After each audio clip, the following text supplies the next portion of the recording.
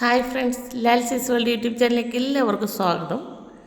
കോട്ടയം കാനം എന്ന പ്രദേശത്ത് ഇലക്ട്രിസിറ്റി ബോർഡിലെ ഡെപ്യൂട്ടി ചീഫ് എഞ്ചിനീയർ ആയിരുന്ന സെബാസ്റ്റ്യൻ്റെയും അല്ലെങ്കിൽ ജോസ്, കനറ ബാങ്കിലെ ഓഫീസറായിരുന്ന മേഴ്സിയുടെയും വീട് സന്ദർശിക്കാൻ യാദൃശ്യമായി സാഹചര്യമുണ്ടായി. റോഡിൻ്റെ സൈഡിൽ നിൽക്കുന്ന ബൊഗൈൻ വില്ലകൾ വെട്ടി നിർത്തിക്കൊണ്ടിരിക്കുന്ന കണ്ടുകൊണ്ട് കല്ല് പാകിയ വഴിയിലൂടെ ഞങ്ങൾ വീട്ടിലേക്ക് പ്രവേശിച്ചു.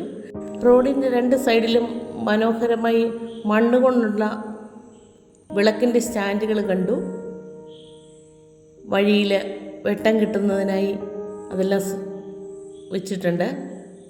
ബൊഗൈൻവില്ല, പൂത്തു നിന്ന് ബൊഗൈൻവില്ലയൊക്കെ ക്രോപ്പ് ചെയ്ത് നിർത്തിയിരിക്കുന്നു.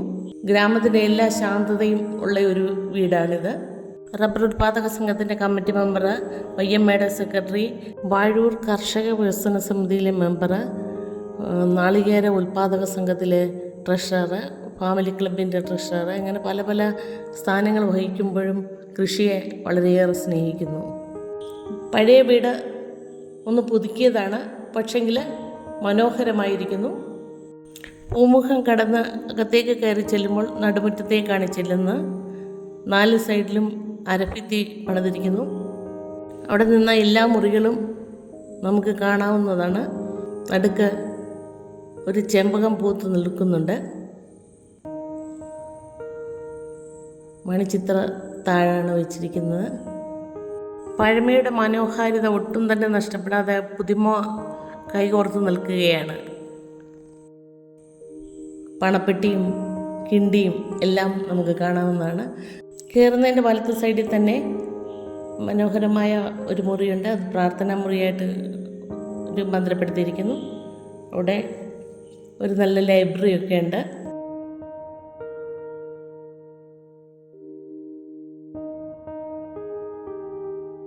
അതിൻ്റെ സൈഡിൽ ഡൈനിങ് ഹാളുണ്ട്. അത് കഴിഞ്ഞ് കിച്ചണാണ്. കിച്ചണിനപ്പുറം വർക്ക് ഏരിയ ഉണ്ട്. മനോഹരമായ ചിത്രങ്ങളാൽ ഡൈനിങ് ഹാൾ അലങ്കരിച്ചിരിക്കുന്നു. മുറ്റത്തിറങ്ങിയാൽ ജാതിക്ക ഉണങ്ങാൻ വെച്ചിരിക്കുന്നു. അവരുടെ 2 പട്ടികളാണ്. തണൽ മരമുണ്ട്. അതെല്ലാം കടന്ന് ഞങ്ങൾ കൃഷി സ്ഥലത്തേക്ക് ഇറങ്ങി. എല്ലാത്തരം കൃഷികളും നമുക്കിവിടെ കാണാവുന്നതാണ്. പഴങ്ങളുണ്ടാകുന്ന വൃക്ഷങ്ങളാണ് ഞങ്ങളെ കൂടുതൽ ആകർഷിച്ചത്. റംബുട്ടാൻ, മൽബറി, മിറാക്കിൾ ഫ്രൂട്ട്, അങ്ങനെ എല്ലാം തന്നെയുണ്ട്. അതിൻ്റെ കൂടെ വാഴ, ചേമ്പ്, ചേന, കാച്ചിൽ, കപ്പ, ഇല്ലാത്ത കൃഷിയൊന്നുമില്ലാന്ന് തന്നെ പറയാം. കുരുമുളകുണ്ട്, എല്ലാത്തരം വാഴകളുണ്ട്. അതിൻ്റെ കൂടെ ഡ്രാഗൺ ഫ്രൂട്ടുണ്ട്. പരിചരണമൊക്കെ കൊടുത്ത് അത് കായ്ച്ച് പഴുത്ത് കിടക്കുന്നു.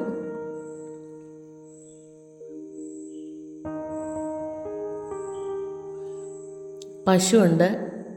അതിൻ്റെ കൂടെ പോതയൊക്കെ നട്ടുപിടിപ്പിച്ചിട്ടുണ്ട്. പിന്നെ മനോഹരമായ ഒരു കുളം, ആഴത്തിലുള്ള കുളമാണ്. അതിനകത്ത് ധാരാളം മീനുകളുണ്ട്. കുറേ തീറ്റയിട്ടപ്പോൾ അവയെല്ലാം കൂടെ വന്ന് തിന്നുന്നത് കാണാൻ നല്ല ഭംഗിയുണ്ട്. മിക്കവാറും പിടിക്കാറുണ്ട് എന്ന് പറഞ്ഞു. ഒരു വലയിട്ടാൽ ധാരാളം മീനുകളെ അവിടെ ലഭിക്കുന്നുണ്ട്. അതിനുശേഷം ഞങ്ങൾ റബ്ബർ തോട്ടത്തിലേക്ക് കയറി. റബ്ബറിൻ്റെ ഇടയ്ക്കെല്ലാം കാപ്പി വെച്ചിട്ടുണ്ട്. വീട്ടിലേക്കും അതിലപ്പുറവും കാപ്പി ആദായം എടുക്കുന്നുണ്ടെന്നാണ് പറഞ്ഞത്. ഒറ്റ റോയാണ് വെച്ചിരിക്കുന്നത് റബ്ബറിനകത്ത്. റെയിൻ ഗാർഡ് ചെയ്ത് റബ്ബർ ടാപ്പ് ചെയ്യുന്നുണ്ട്. റബ്ബർ തോട്ടത്തിൽ നീർക്കുഴികളൊക്കെ എടുത്തിട്ടുണ്ട്.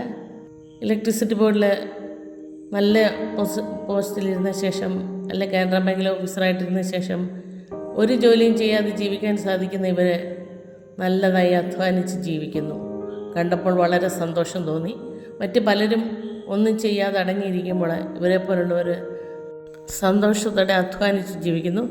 ഇതിൻ്റെയൊക്കെ കൂടെ മനോഹരമായ ഒരു ഫലവൃക്ഷങ്ങളുടെയും ചെടികളുടെയും നഴ്സറി കൊടുങ്ങൂർക്കടുത്ത് നടത്തുന്നുണ്ട്. മക്കളൊക്കെ ജോലിയായി പല സ്ഥലങ്ങളിലാണ്. മറ്റ് പലർക്കും ഇവരൊരു മാതൃകയായി തീരട്ടെ എന്നും വേണ്ട ആയുസ്സും ആരോഗ്യവും എല്ലാം ദൈവം നൽകട്ടെ എന്ന് ആശംസിച്ചുകൊണ്ട് ഞങ്ങൾ പടിയിറങ്ങി. Thank you.